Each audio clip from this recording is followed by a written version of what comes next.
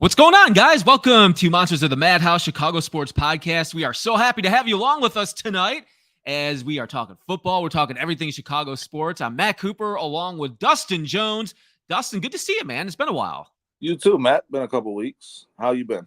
Yeah, I'm great, man. I'm feeling good. We were just talking about it before we logged on tonight. This is a fun time of the year because we were talking some basketball playoffs. We're going to talk a little bit about that at the end because that's been fun to watch. And talking a lot of OTAs here. That was last week for the Bears, and now we get to kind of break everything down a little bit. And I feel like on our show, Monsters in the Madhouse, which we cover a lot here, you guys can follow us along, by the way, on our YouTube channel. You can like and subscribe right there and watch some of our past shows. But if you watch some of our shows and you go and see some of the titles, we talk so much, especially about the quarterback position, about Caleb Williams, what's Caleb going to do. Before that, it was Justin Fields, and then the offense in general. But what I don't think we've hit a lot on are our coordinators. And I think it's going to be very important this year, especially our offensive coordinator on our offensive side, about which coordinator needs to have the most success. So today's show is brought to you by Bridges Scoreboard, Northwest Indiana's Chicago sports headquarters with the Hall of Fame menu, cold beer, and they have delicious food. You guys can check them out. Go to bridgesscoreboard.com. You could also call them at 219-924-2206. And Dustin, we were talking a little bit about this on air before we jumped on today. It's going to be an important year. I feel like every year we have this conversation that the offense and the offensive coordinator is going to have to mesh and everything's going to have to go in with it. But it's interesting that we finally have a coordinator now that has experience. And we're talking about Shane Waldron. And we're going to talk about both of them. Eric Washington, who was also a coach on the Bears before he's making a return with us. Yeah, defensive line coach he was in 2010. He was correct, yeah. Defensive assistant, yeah. He was with Lovie Smith's staff. Mm-hmm. So we're going to get into him, and he's got a great resume with him too. But, Shane Waldron's an interesting name, and I'm glad, first off, we got a coordinator here. First off, Dustin, when we talk about our offense coordinator, how important to you is it to have somebody with experience? I think it's huge, Matt. I mean, like you were just talking about it, and it just made me immediately think of my reaction when they hired Getsy, and I hated it. I fucking hated it when they hired Getsy in the first place. I thought he was just riding on the coattails of some success that they had in Green Bay, but that was LaFleur, and that was Aaron Rodgers. Waldron has cut his teeth under a lot of great offensive coordinators himself. And as we were talking before we jumped on, he's coached every position on the offensive side of the ball. He's been an offensive line coach. He's been a receivers coach. He's been a tight ends coach, quarterback coach, passing game coordinator. He's done everything to get to the point that he's at now. And then he's been an offensive coordinator previously too. And he's had success doing that. So I think it's hugely important, and I'm super excited about it. Just thinking about the contrast between how I felt when they hired Getsy to be in that role versus them hiring Waldron, I'm just uber confident compared to how I felt with Getsy, where I just had no confidence at all. It's interesting too, because when you go to those first-time coordinators, especially on offense, normally they're coming from that tree, kind of like Waldron coming from the Sean McVay tree, who I feel like everybody coaching in the NFL right now is from that tree, or the Shanahan tree. Yeah. But, even with Matt LaFleur, who's a great coach, listen, we all can talk about the Packers all we want and how much we hate them, and we all do, but their head coach is a good one, and he can call plays. He's very smart. He's very creative. And sometimes you kind of see now what type of coordinator you get when they're coming from that tree. Now, do I think everything was on Luke Getsy? No, I don't. I don't think it was all Luke Getsy last year. As a matter of fact, it's so much so that around the league, he's got another chance now. Luke Getsy went to the Raiders. He's going to be their offensive coordinator this year. I know the Saints were interested in him, and he's going to get a shot. But that just goes to show you that there's so many teams around the league that got the respect for him. But like I said, it wasn't all his fault. Right. I think a lot of it was his fault, though. Fields could have been put in some better positions. I didn't think Fields was a great throwing quarterback, but when you have this offense in front of you, these players that they have these, and hey, Bruce, and hey, Cliff, thanks for joining us, guys. But when you have these awesome guys in front of you, like they do certain things, they have certain skill sets. You're supposed to tailor your system to those skill sets to, accentuate their strengths and really kind of mitigate their weaknesses.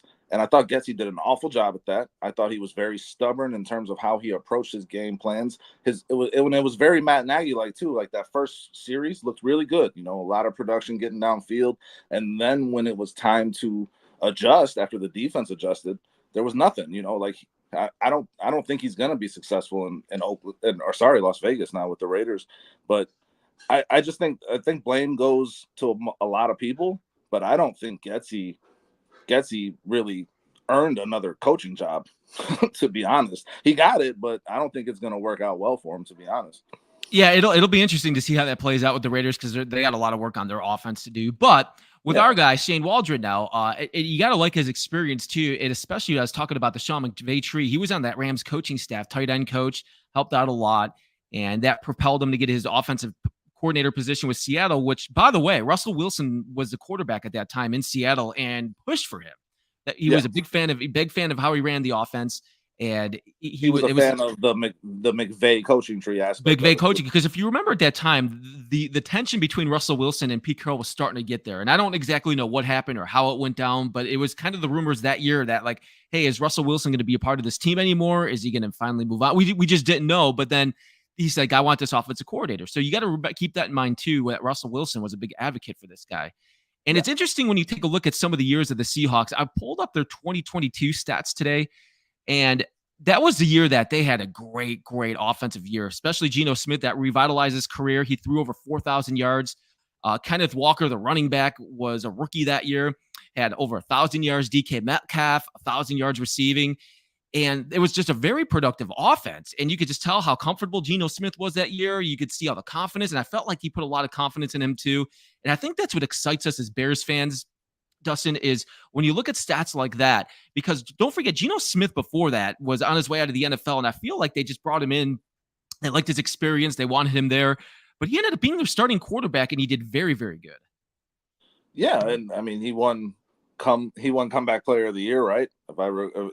He won that award or that year. He had an awesome season that nobody saw coming, and Waldron was a big part of that. And I think Waldron has shown exactly what I was saying you didn't see with Getsy, an ability to adapt to the players he has, an ability to, to put his game plan in place in order to really maximize the strengths of the players he has on his roster. And that's what's most exciting to me is that we have a lot of good players on this roster, and he's a creative dude. He likes to get creative with his formations. A lot of formations you don't see out there that he runs. Really good with the pre-snap movements, those types of things. So he's going to have a chance to get really creative with this offense because you got a lot of really skilled players.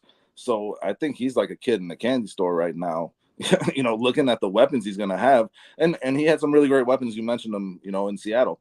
But I just think what he has here is a little more special when you have that veteran presence and you have the ability to turn around an offense in Chicago where we haven't seen offense really since, Jay Cutler was our quarterback. And even then it wasn't that great, to be honest.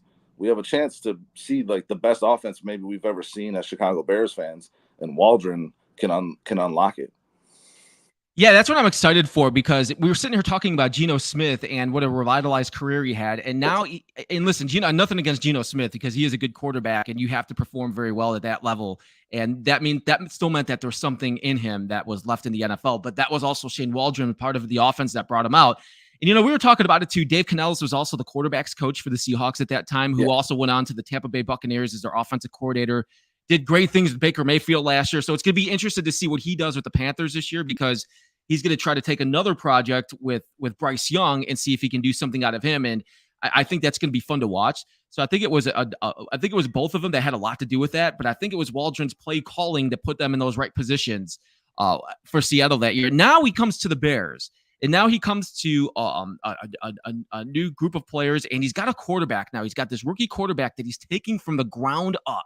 Take it from the ground up, right. And he's going to have that opportunity to show now and build this guy and mold this guy into his system, which I think is going to be exciting to watch. It's going to be awesome to watch as a Bears fan, and it's exciting for him. It's got to be, because in all his time that I'm aware of his coaching, history, especially as an offensive coordinator, he's had opportunities to work with different styles of guys, like I said, but not a rookie, blue chip, number one overall pick. He's got to be super excited about that. And I think it's gonna work out really well. And and I don't know that it has to work out as well as it's going to work out for them to, impress me as a Bears fan. But I could see it really producing benefits pretty quickly with, pairing Caleb Williams and Shane Waldron, because Caleb is going to be open to the coaching and Waldron is going to understand pretty quickly what does Caleb do well, what doesn't he do as so great, and he's going to give him what he needs to perform early on. He's not going to overload him with a bunch of stuff, asking him to do a bunch of stuff that maybe he's not ready to do. He's going to really tailor make that offensive game plan to what Caleb's showing him in practices to make sure that his strengths are really showing and that we can get the most out of him. And then he'll slowly add it on as the season goes on. I really feel, like I said, just given how we've the experience you've mentioned now, and the ability for him to be creative and the ability for him to change up his schemes based on his personnel, I really do see him putting together a good development plan, not just for Caleb in the offseason, but throughout the entire season as he builds upon his skill sets as Caleb learns.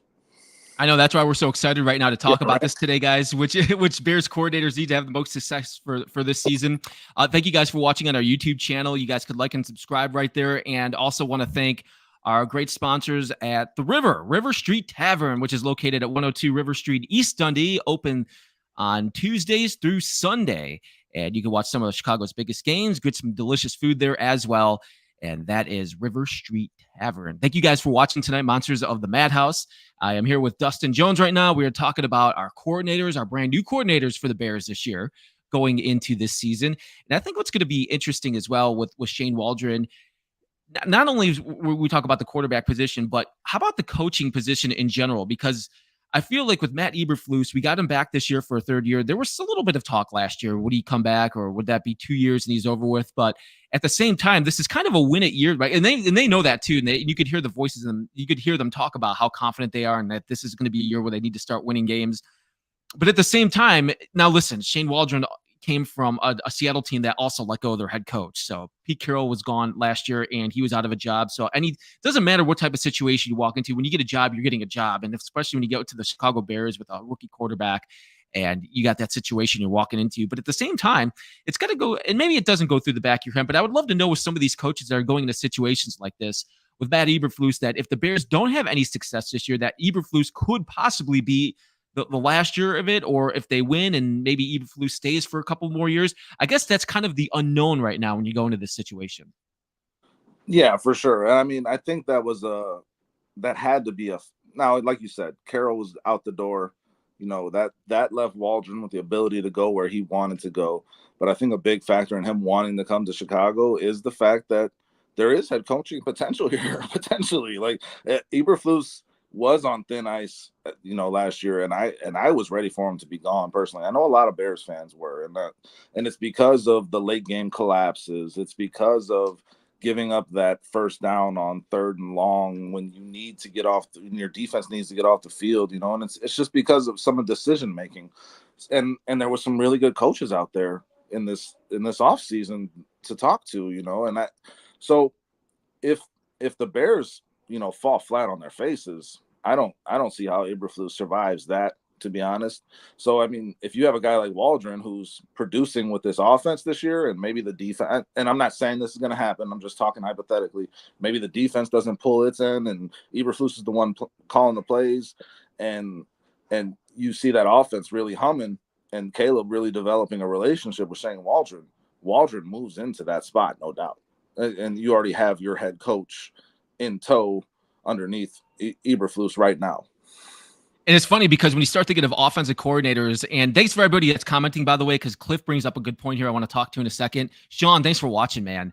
I think at the same time, with offensive coordinators in the league right now, if your offense produces and you guys start winning football games, that guy's going to be a hot commodity for a head coaching job. Just look at Bobby Sloak for the Texans last year. Look at Brian Johnson for the Lions. I mean, these guys have bigger years. These are all going to be head coaching candidates for next year. Both guys that stayed. Both guys that stayed because they like the situation. And I feel like that's kind of the NFL right now, man. When you're in a situation where you're winning and you can win again next year, why would you want to leave?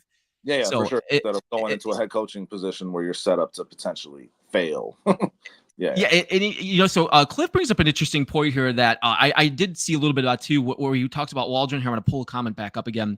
Motion the tight end chip blocks likes to have the two tight ends in the backfield as they both block, and I'm excited for that too. And then you see that he's brought in some veteran like Everett's come in now, who he's had a little bit of experience with when he was with the Rams. And it's going to be interesting to see what Komet does, because Komet, who had a good year last year, I think he's going to have a bigger year this year in this offense. No, yeah, you'll see a lot of that. The pistol formation with, 3 running backs in the backfield and one goes in motion, or the pistol formation with one running back to the left of the quarterback and 2 tight ends to the right, and one goes to block and the other one goes out into the flat, and then you got a quick pass. I mean, there's just a lot of creativity in Shane Waldron's offense, and they have made moves for Waldron for sure, like in terms of personnel that they've brought in. So they're doing it the right way. If this doesn't, and we've talked all about these players, and I think the coaches makes the biggest difference for this team. I thought Eberflus was overwhelmed with having to do too much last year, to be honest. And that's the only benefit of the doubt I'll give him. He kept it together when it got tough, when he had to lose his defensive coordinator mid-season for some crazy shit.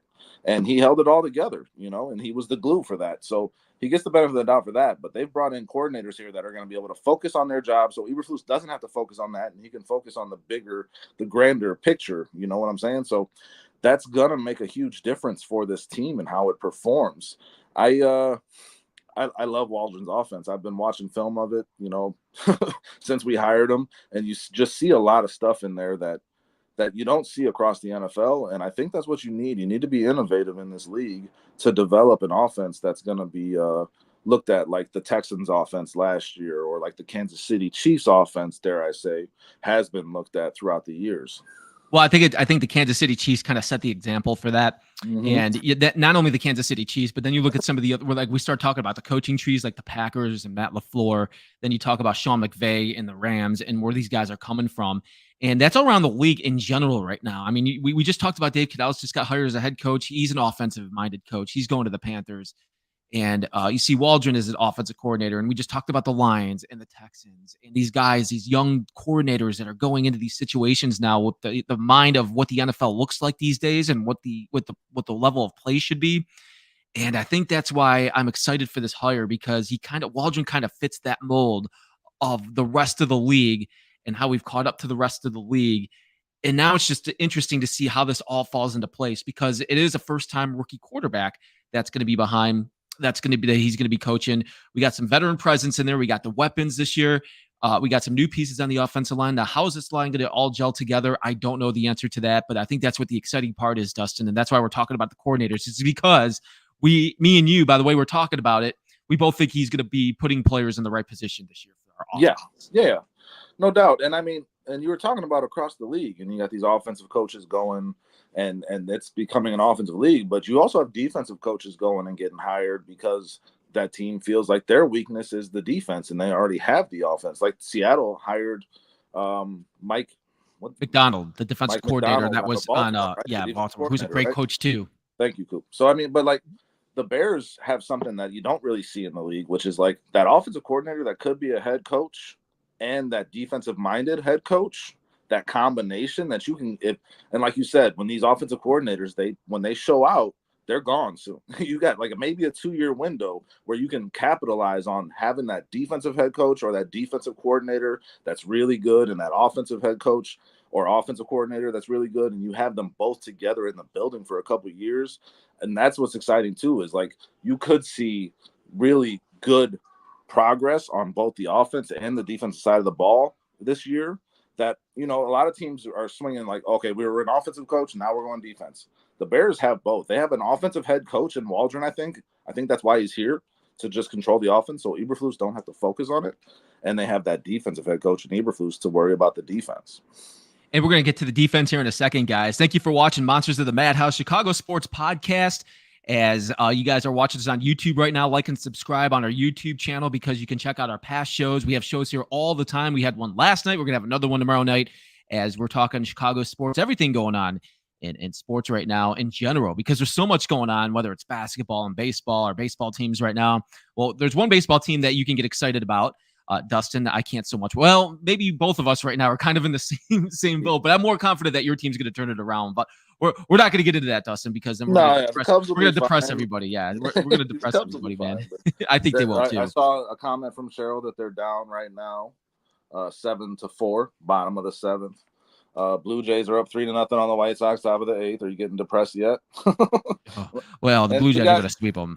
We got some awesome people in the chat here, man. Sean putting out some great content. Yeah, thank you, Sean. We love hearing from Sean and everybody else. Thank you, guys. I want to mention here TC's World of Wonders, your headquarters for all of your sports jerseys, memorabilia. You guys can check them out. Anything you're looking for, that's tcworldofwonders.com. As to what Dustin was talking about, Cliff, Sean, everybody in the chat right now, we appreciate you guys watching tonight, and everybody else watching on our YouTube page or Twitter, or a couple ways you could watch us. You guys could also follow us on our Facebook page for all the latest breaking news in Chicago sports, as we'll keep you updated to what's going on. All right, so we did a lot of talk about Shane Waldron, Dustin. How about we go to the defensive side? Because we have another new coordinator in town, Eric Washington, which is a very familiar name because he was once here with the Bears under Lovey. That was back in 2000. I want to say 2008. Yeah, I think it was 2008. 2010. He was 2010. Correct. Yeah, defensive line coach. And then he spent some time with the Panthers and the Bills, which was Sean McDermott. Sean McDermott was with the Panthers at the time as a defensive coordinator. And then he followed him to the Bills afterwards, where he was their defensive line coach and their assistant coach. And this guy, from all accounts, now I'll be honest with you, I don't know much about Eric Washington until all the stuff that I've read about him and kind of looked at his history, his past. And I briefly do remember him a little bit as well when he was with the Bears the first time around. But if you listen to some of those players on the Bills, and those Bills had some very good defenses here the past couple of years, that guy gets so much praise on the way he coaches, the way he teaches, and the way he runs his defense. Yeah, I mean, I just was reading Leonard Floyd, who was on the Bills. You know, he said he just has an attacking mindset. He wants his front four to get after the quarterback. That's his whole goal, is I don't have to send pressure. I want my front four to create the pressure. He wants to collapse the pocket with those interior linemen like he did with Ed Oliver and Daquan Jones in Buffalo. And I think he's looking at this Bears roster like, I think I can do that with this team. I think that's how he's looking at this Bears defensive line. I know we're all up in arms about the lack of talent that we see there, you know, but the defensive line coach, the experience he has, the ability he's had to get, you know, really good play out of defensive linemen throughout his career, that being his expertise, and really focusing on the individual when he coaches, I think it's going to have a huge impact on Gervon Dexter and Pickens.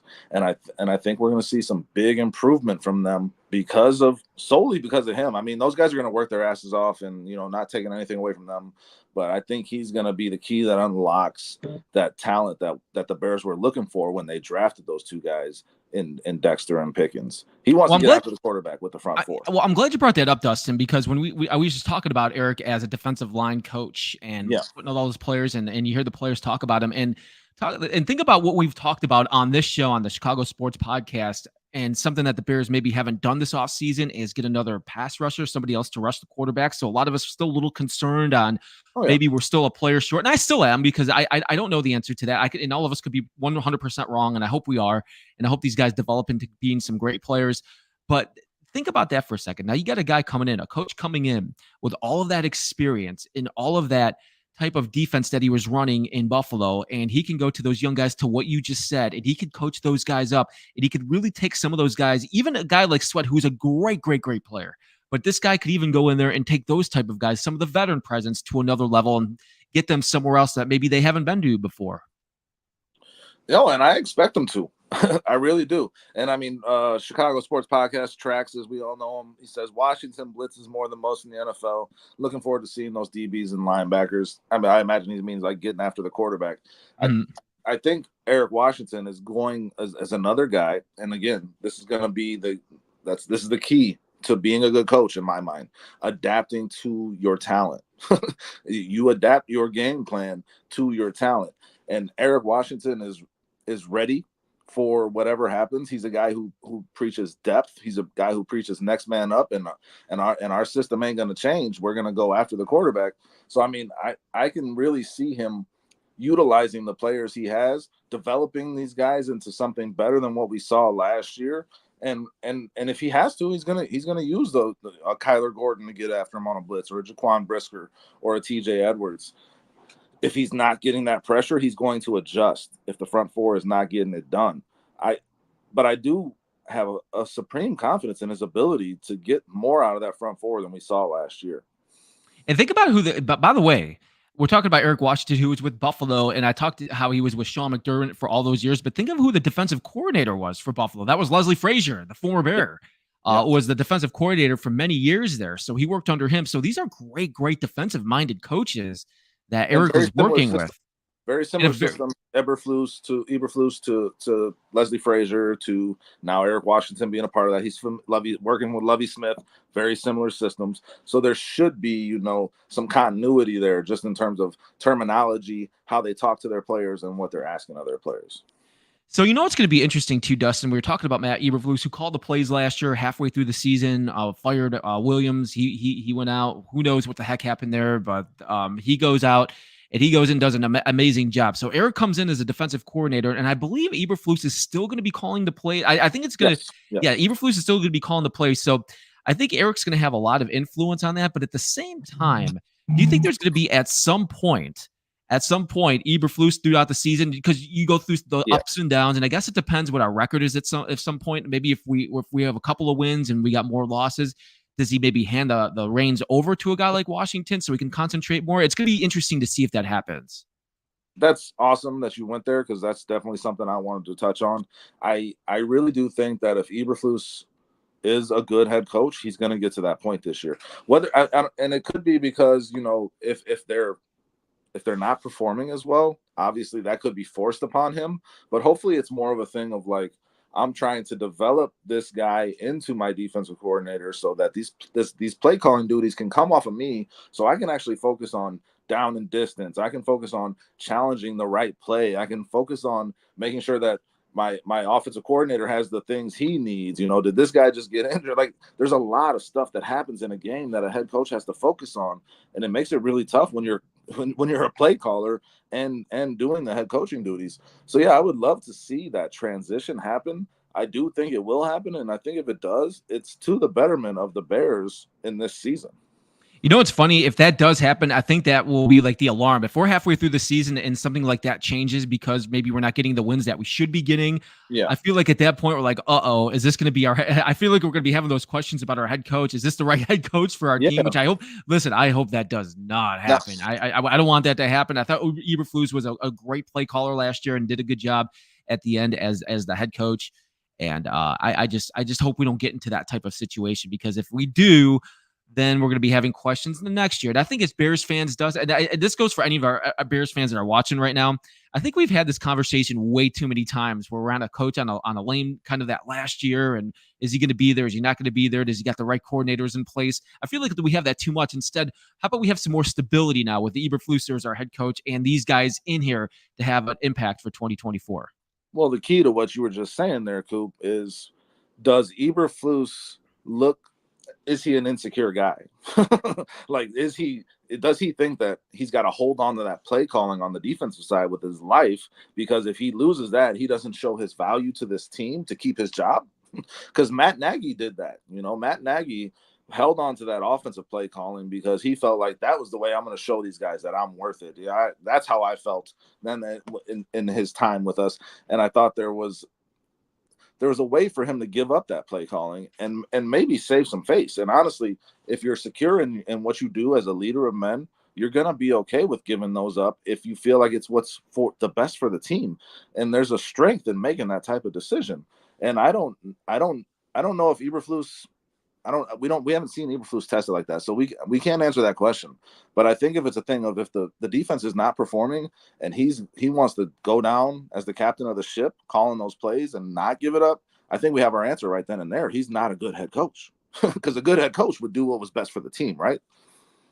Yeah, and it's a tough call, because when you're the head coach and you got to make those tough decisions, you also have that ego and you have that confidence that you want to be like, I am the defensive coordinator. I know how to run this defense, but I need to run that team at the same time. So that's why we got these two guys here with all this experience now with the Bears. Trax brings a good point too. Eric, it's the second stint as a defensive coordinator because he was with Carolina, and there's another guy we failed to mention too. Ron Rivera is also part of this entire coaching tree with all these coaches. So these guys are coming from a huge tree of great experienced head coaches that have had a lot of success in this league. Yeah, and I mean, generally we've seen that be successful. We've also seen it fall flat on its face. So I mean, we can't. All we can do is have faith in the process that that Poles is putting us through here as fans. He's making these decisions. He was put in power to make these decisions. I personally think that they're great decisions. I'm just going as a fan how I felt when when they hired John Fox. What the fuck? I I was like, no, why would you do that? We're going backwards and we're supposed to be going forwards. We're trying to stay in 1955 and we need to get into 2015 at that point. So like right now I feel like they're trying to take this franchise from some of the worst passing yardage you've ever seen since the 1940s that the Bears put up with Justin Fields. They're trying to bring this offense into the new era of football. They're trying to bring this defense right along with it. They're trying to change that building and how they approach things, and I got supreme confidence in it. Just gut feeling, like how I feel about these hires. They went out and they went crazy at hiring some really good coaches, some really good assistants, and they're gonna perform. I feel confident in that. Just as a fan from my previous experiences and how I feel right now, I feel like we should expect some good things this year. I like this here. Trax puts Windy City Gridiron stated that 64% of the fans are like Eberflus to continue as a play caller, and I think I'm with him on that too, especially after last year. Sean chimes in, he's 50-50 on Flus. I think that's been the overall sentiment in our comments tonight. When we were talking about Flus and kind of the year, like this is it, like you got to start winning some games this year, or this could be a year that he could be gone. And I feel like a lot of our listeners and everybody on part of our show are kind of in the same boat. Like this dude better win like 8 or 9 games, and you kind of get that feeling everywhere else. When you look at the stats too. Yeah, I'm sorry to cut you off, but Sean put in the comments earlier that he said 9 wins is the floor for him, or Flus is gone. And I think that, like you said, that echoes what you're saying. That echoes the sentiment of most fans that I hear from. It's put up or shut up time for him. He's definitely on a hot seat. Thank you guys for watching tonight, the Chicago Sports Podcast, Monsters of the Madhouse. This has been so much fun. Thank you guys for chiming in on our YouTube channel. You guys can follow us along, watch some of our shows, like and subscribe right there, and check it out because we've had some fun debates on here. Dustin, I know me and you've been on a couple of times, and this has been a fun one tonight too when we were talking more in depth about the coordinators, especially going into their past and what they've done, and it's going to be fun to see how this all plays out. So I'm going to put you on the spot right now, Dustin. I'm going to put you on the spot, dude. You have to give me a yes or no answer. I'm just going to click you off if you don't. No, I'm just yes, no, yeah. One word. Yeah, just say yes, and we're done for the show for the rest of the night. No, so our show is all about the coordinators. Who needs to have the most success in 2024? We just talked about Shane Waldron, our offensive coordinator, and then Eric Washington, our defensive coordinator. Both new coordinators with the Bears.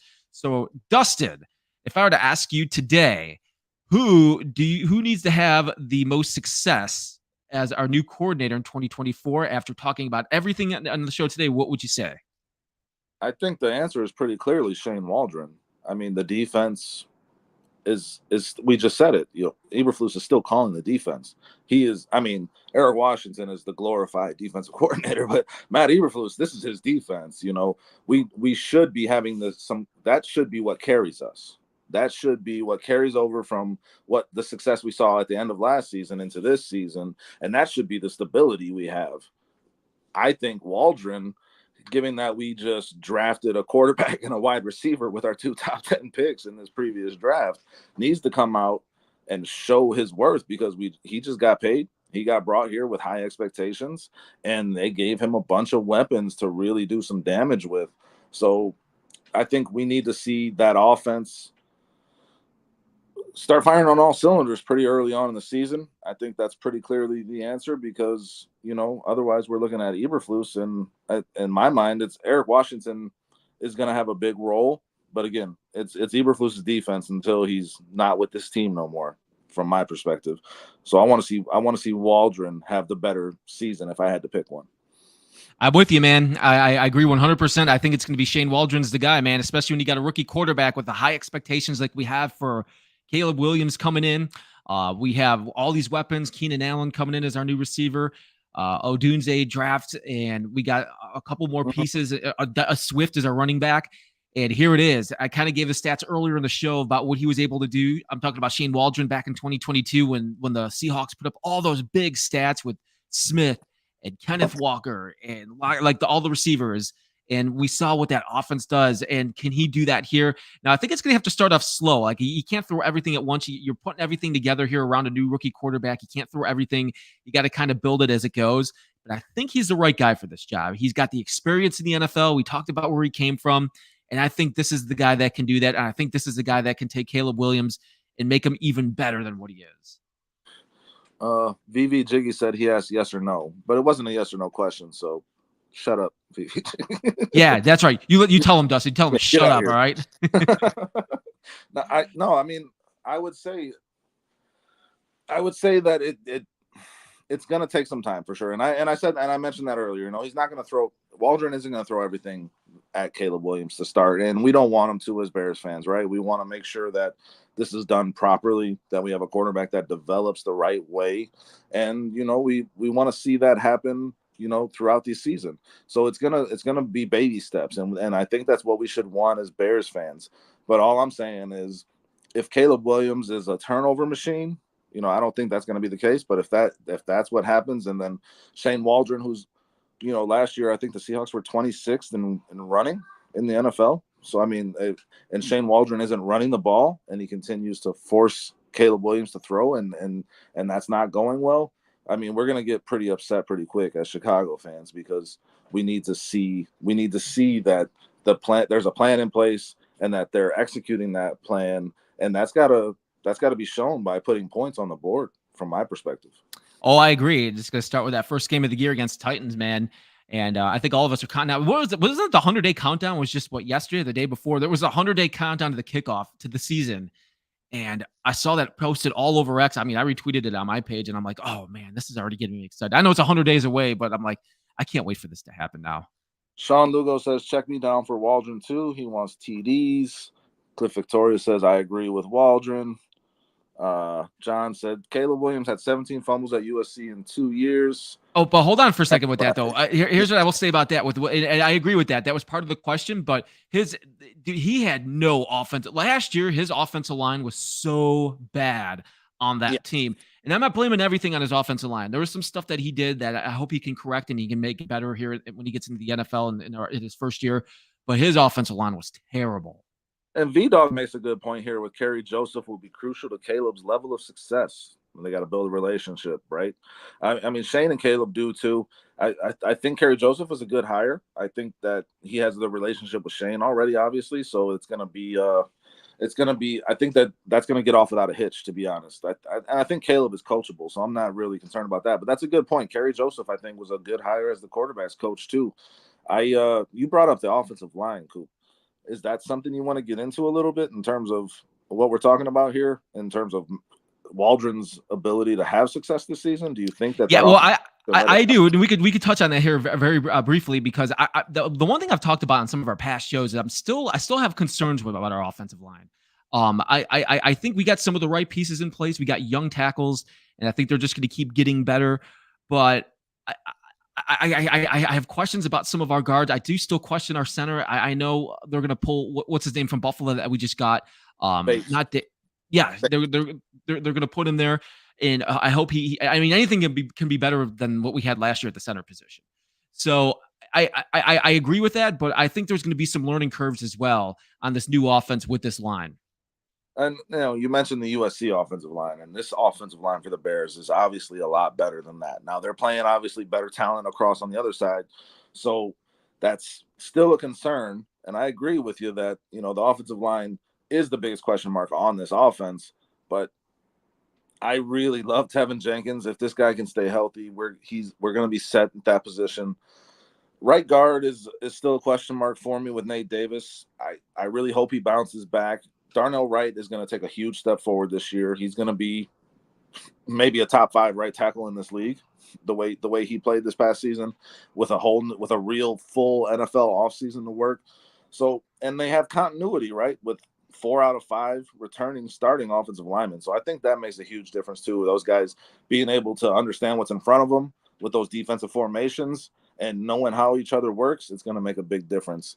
I think Bates is the starting center, and that is he is a starting center. Yes. Yeah, and it feels like a lot similar to last year's center situation, right? We got Shelton and we got Bates, and it's like, is that going to become a revolving door of who? Oh, I hope not. Let's not say that, man. We don't want any more revolving doors on our offensive line. We need. That's the concern, though, right? So I mean, that is going to be the biggest question mark, is the center position. I think Poles traded a 5th-round pick for Bates for a reason. I think he sees something there that, maybe other teams didn't see, and hopefully he's right, because I don't want to see Coleman Shelton in there. We got V-Dog on here. Question for both of you. Select one or the other. Which offense will be more similar to what Shane ran in Seattle, or more of the West Coast diverse playbook he ran with the Rams? I think it's going to be a little bit of both. I think he's going to really, he's going to put his own take into it. I really do.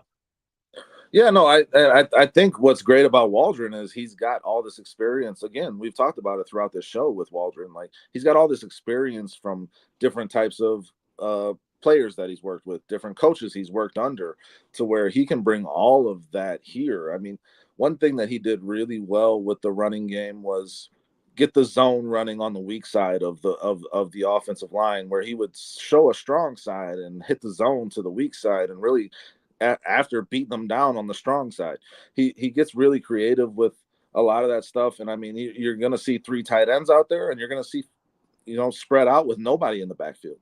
You're going to see all of it. You're going to see pistol formation. You're going to see, again, like Cliff said, 2 tight ends lined up in the backfield. We're going to see a lot of different stuff here, and he's going to have a lot of weapons to play with to make those happen. Weapons he hasn't had in those other stops. So I think we're going to see a little bit of all of it, and I think it's going to be pretty damn exciting. I am too. This is why I have so much fun doing this show, and with you guys commenting too, with Sean, Jay Grizz, Cliff. Thank you guys so much. That's why we're talking about this, because we're excited to see what's going to happen, and I think all of us that do our shows here on Monsters of the Madhouse, we're all excited, because this is the first time in a long time where we have all these type of skill position players that are here, and we're able to build around a quarterback that looks like he's going to be a star quarterback in the future. I don't know what it'll be like the first year, because he's a rookie quarterback. You just don't know what you're going to get out of a rookie quarterback your first year. But I think in general, we all think this dude's going to be a stud, and we're excited to watch that progress. And I think we've got the right guy in place. And, Dustin, we got a couple of minutes left on the show here tonight. When we look at our offensive coordinator, Shane Waldron, we both think, he needs to have the most success in 2024. Let me ask you this really fast. How do you rank him in the division, in the NFC North, when you look at all the offensive minds in the NFC North right now, between Shane Waldron, Matt LaFleur, not McCarthy, I'm drawing a blank on the Vikings. O'Connell, yeah. McCarthy's the quarterback. And then Brian Johnson for the Lions. I think you got to put Johnson first right now, right? I mean, I do. Yeah, I think he's one. I'm surprised I cannot believe he's going back to Detroit this year. I thought for sure he was going to be out. It's Johnson or LaFleur, 1 or 2. And I mean, I got to put Waldron fourth. You got some great offensive minds in this NFC North, and their head coaches. I mean, most of them, Johnson is going to be a head coach, and hopefully Waldron is going to be a head coach too. But I just think, Waldron needs to prove, and he had some success with Seattle, but he needs to prove it as with the Chicago Bears for me to put him above any of those guys right now. I've seen O'Connell get, good offense out of Joshua Dobbs. Yeah. With all the quarterbacks he's had, that's why. Yeah. That's why it would not surprise me if McCarthy goes in there for the first. I bet if McCarthy goes in there and does well, it would not surprise me. Even though I think he got drafted a little too high in the first round, that could be proven wrong to me, because he's in a good situation too. He's also got weapons on that team that he's going to be working with, just like the Bears. There's a lot of good weapons in the NFC North across the board. There's some really good offensive-minded coaches that are designing the plays for those weapons. Waldron this is a big task for him to jump into that category in this NFC North. I got him fourth right now, man, personally. Yeah, put him above any I of do those too. guys. I mean, he'll prove us to be one of the better coaches. But yeah, when you look at the success, and I think what sucks for me this year, I really thought Brian Johnson was going to be gone to the Lions. I was hoping he was going to be gone. I did not want him back as the Lions offensive coordinator this year. Yeah, no, it because would I have been think nice. I think he's such a great play caller. Yeah, And no, it would have been nice to see him go because you don't know what Dan Campbell is without that guy. I would like to see what Dan Campbell is and what that team turns into without him, especially from a Bears perspective. And that's why I still think the Lions are going to be a very good team this year, and a lot of it's because he's back. Guys, Serendipity Ice Cream Parlor, you can discover that. The Serendipity serving up delicious ice cream, especially now that it's getting warmer out. It's going to be summertime. Perfect place to stop by. That's 120 North Griffith Boulevard in Griffith, Indiana. You guys can check them out. Thanks to everybody watching tonight on the Chicago Sports Podcast. Great comments, guys. Thank you. Yeah, thank you, guys. Monsters of the Madhouse. Thank you guys so much for leaving comments and being here with us tonight, because this has been awesome. Trax did ask a question. Sorry, Coop. Trax asked a question earlier in the comments that I just wanted to touch on. Mm-hmm. He said, "Do we think that the Seattle running backs are better than the running backs we have on this Bears team?" I think Kenneth Walker is a damn good player. I think that dude, if you watch that guy play, listen, I like our running backs too. I like Swift, but Walker is he's a power runner, and I think he's a smart running back. So I think that's a very tough question. I would probably lean that Walker's better than what we have in our room right now, but it's not by much. Yeah, no, I mean, if it's Walker versus Swift, I'm probably taking Walker. But if it's the entire running back room, I mean, who's their backup running back? I can't name them off the top of my head, and I'm usually pretty good at that. Haven't gotten the new Madden yet this year, obviously. So not out yet. No.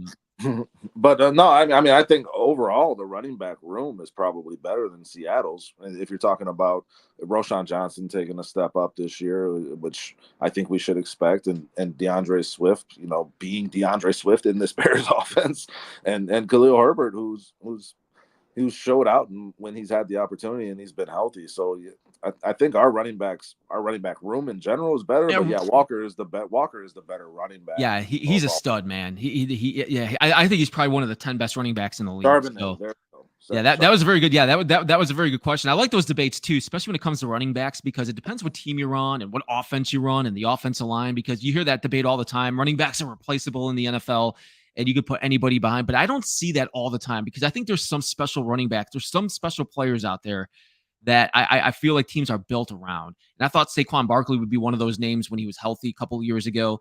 That there's just some guy, Derrick Henry, when he was at his prime with the Titans, there's some guys that are just special. And I think Walker is almost on that level where he's kind of teetering of that greatness of a running back. So the Bears don't have one of those guys. And as much as I like Swift, Swift's a great player. He's a very good player, but I don't think he's one of those players either. No, I don't think so either. VDog brings up one here. I think Herbert will be on the move soon. That wouldn't be surprising either. Depending on what Swift and Johnson do, that's a pretty good take.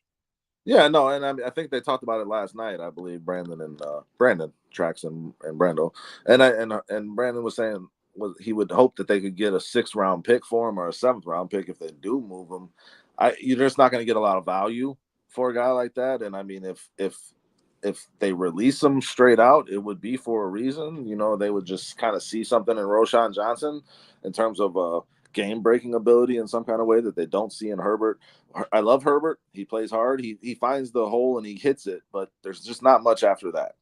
He's not running away from guys really. He'll break some tackles. He's just not a game breaker, So like those guys are kind of a dime a dozen in the NFL, to be honest, from my perspective. Yeah, and that's to go back to the whole running back debate. When you have those middle of the road running backs that you can just plug and play, and depending what type of offensive line and offense you run, that's why running backs are so replaceable now. That's why you see it in the draft. You saw it this year in free agency. Heck, you saw Aaron Jones leave. You saw all these different running backs, Jacobs from the Raiders, as teams think they can replace these type of players. So it is going to be fun to watch this year, guys. Hey, we got a couple of minutes left here on the Chicago Sports Podcast, Monsters of the Madhouse. Thank you guys for watching. You can like and subscribe on our YouTube channel, on our YouTube page, and check out some of our shows from the past. And, Dustin, before we go tonight, we talked a lot here about the Bears and their success of the coordinators. There's so much going on in sports in general right now. There's a lot of baseball. I mean, go through our comments right now. We're talking about the Cubs. The Cubs lost tonight to the Brewers, who I think the Brewers are a little bit better than a lot of people think. I think the Brewers are a pretty good team. Yeah, fuck it. They're first in the division, right? Yeah, I mean, we can have these debates when we talk baseball, but I also think at the same time, man, we were talking about the NBA playoffs, and they've been so much fun to watch right now, and you could tell the excitement. I feel like the excitement in general is kind of back with the NBA because I thought it was lacking a little bit. Especially over the past 10 years. But I think this year, especially when you look at those crowds at these games right now, and I love that these teams like the Pacers, the Timberwolves, these teams that are not normally there are playing right now, and their fans have something to cheer for. No, man, I agree. I mean, I'm an NBA head, man. My first experiences with sports. I mean, I missed the good Bears by the time I was 4 years old. You know, it was 1990. It was just, I was like kind of transitioning there. But I'm watching the Bulls. I'm watching Jordan, and I just love the NBA, man. And last year's playoffs were really great too. But there's these playoffs this year. I agree with you. Seeing a team like the Pacers get there, even though I didn't think they had a chance, you know, but them getting on that stage, you know, and Indianapolis, great city, great. Indiana's a great state for basketball. Having them be back involved in, you know, high level competition, that's important for basketball, you know. And Minnesota, Ant Edwards is an up and coming star. Sometimes I swear I just see Jordan's hologram when this guy is doing stuff like over his body, man. Like, and this Mavericks team, I've been high on them all year, and they've been a lot of fun to watch too. This Mavericks Minnesota series, it's a 3-1 series, but it don't feel like one. It feels like a 7-game slugfest. All these games have been tight. They've been playing hard. Go for it, Coop. No, I'm sorry, man. Yeah, I was gonna say I was gonna piggyback off what you said, Yeah. slugfest, and I think Kyrie Irving's also had a hell of a series too. That's been great to see, man. Kyrie Irving was written off. He was traded for a first-round pick. Like, guys of his talent level do not get traded for that little in return. He was written off as done because of, you know, character issues or, you know, a lack of whatever it was, you know. But he's one of the most skilled basketball players I've ever seen touch a basketball. I remember watching him at Duke, man. He was just unstoppable. Yeah, man, he was unstoppable. And he's just a hell of a player. And what I like about Kyrie Irving is he just does whatever his team needs. And that OKC series, he was just putting up 11 points a game. Like, okay, I'll facilitate. I'll play some defense here. He's playing defense harder than I've ever seen him play defense. It's just really high level basketball that we're seeing right now. And I'm excited to see what I think is going to be the Mavericks and the Celtics in the finals. I think the Celtics will take it. I think they're the best team in basketball. They have been all year. But I'm rooting for the Mavericks because I love that team. I agree with you. I think the Celtics, especially after that series with the Pacers, after that first game, which was a very close game, which I thought the Pacers were going to win that first game, and then after that, and I see, okay, now the Celtics, they got everything together now. You're right, they've been the best team in basketball all year, but I think a Celtics Mavericks series, I think that would be fun to watch, and just the playoffs in general, man, have just been awesome. I can't wait to watch again tomorrow night. Oh yeah, and same thing with the hockey. I know we're going to talk a lot of hockey on the show, but I've been watching the hockey playoffs have been great too. And that's why this time of the year, guys, it's just this time of the year is just so much fun. It's just so much fun to watch. And we think good time of the year. It's a sneaky good time of the year that not because like football's over and like the off season for football is kind of over and everybody kind of sleeps on it. But you got hockey playoffs, you got basketball playoffs, you got baseball really starting to get down into the nitty. Like we're getting into the summer and it's a lot of fun, man. It's a lot of fun to be a sports fan, and we love talking sports with everybody in the chat here. And I love talking sports with you, Coop. It's been a blast, and it always will be. Yeah, it's been awesome, Dustin. I love talking with you too, man, because we're both diehard fans. We're both diehard Bears fans like everybody else. Hey, speaking of being diehard, guys, you can check out Underdog Fantasy. This is perfect, especially as we're talking about sports and all the different playoffs going on right now. Get in the action, get on the money, and get in the mega fun of a lifetime with the world's #1 fantasy sports app, Underdog Fantasy. Get 5 picks right and mega bank your money by 20 times. You can go to UnderdogFantasy.com to check that out. Dustin, this has been a blast tonight, man. First off, thanks to everybody. Thanks to everybody in the chats, man. This has been awesome. Everybody from John to Sean to Cliff to everybody that has chimed in with us tonight, talking about the Bears, talking about the coordinators, man. We can't thank you guys enough. Ant Mass, V-Dog, Brandon DePlacy's in here, Sean Lugo, Darius Lockhart. Great show, fellas. Thank you, bud. Thanks for watching. Yeah, guys. Man, we appreciate all that. So thank you guys so much. You guys can check out this show. If you missed anything of this show, watch it on our YouTube channel. Like and subscribe right there, as Trax had up earlier. Do that, subscribe, and check out our shows, man, because we got more coming up. We're going to have another one tomorrow night. I'll be back on Friday night with Cleet. We're going to talk some more baseball. Hopefully the Cubs have a couple more. Because there's another game against the Brewers tomorrow. This is a 4-game series against the Brewers, right, Dustin? You're the baseball guy. Oh, okay. I think this is a 4-game series. I think it's a 4-game series. Yeah. But I believe it's a 4-game series, and it's a big one too. So, yeah, it is. And then they won yesterday and they lost today, correct? Yeah. Maga showed had his worst outing of the season today. So we're gonna talk. Which you knew that was you knew that was bound to happen, man. Especially against a good team like the Brewers.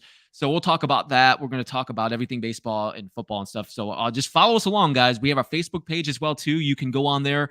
All of Chicago sports will update you as everything's going on every single day. So you guys can check that out. Monsters of the Madhouse Chicago Sports Podcast on Facebook. All right. Dustin, man, thanks for coming on today, man. It was a blast talking with you. Coop, it's been a blast. Like you said, tomorrow they do a great job. Friday, you and Sean and Cleet are always awesome. Everybody should check you guys out. I love being in the chat on you guys' Friday shows. It's always fun. I love this shit. Thank you. Yeah, me too, man. Yeah, this is awesome, man. So Dustin, dude, we'll talk to you soon, man. And you have a good rest of your night. And everybody else, thank you so much for watching. And we will talk to you guys soon. Thank you again from Chicago Sports Podcast, Monsters of the Madhouse. Have a great night.